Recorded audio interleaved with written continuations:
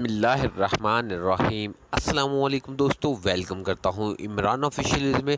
سعودی وزیر داخلہ کی طرف سے ایک نیا فیصلہ کر دیا گیا ان تمام بھائیوں کے لیے جن لوگوں نے سعودی عرب کا سفر کرنا ہے۔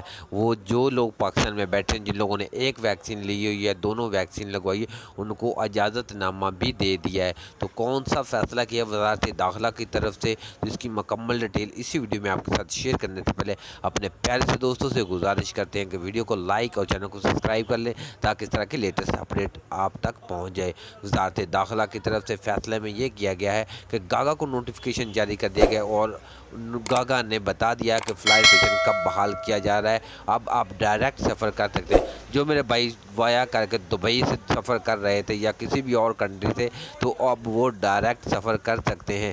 جنرل بلال اکبر کی طرف سے اور PIA کی طرف سے ان لوگوں نے اپنا فلائٹ شیڈول جاری کر دیا گیا ہے۔ 12 اکتوبر سے اب وہ تمام لوگ کوارنٹائن کر کے سعودی عرب آ سکتے ہیں۔ PIA نے اپنا کوارنٹائن پیکج بھی 5 دن کا بتا دیا ہے کہ 5 دن PIA تمام لوگوں کو 5 دن کوارنٹائن اپنے انڈر میں کروائے گی، بعد میں اس کا PCR ٹیسٹ وغیرہ کروا کے وہ اپنے کام وغیرہ اپنے روم پہ جا سکتے ہیں۔ تو میرے بھائی مبارک ہو سب بھائیوں کو، سعودی وزیر داخلہ کی طرف سے بھی یہ کنفرم کر دیا گیا ہے۔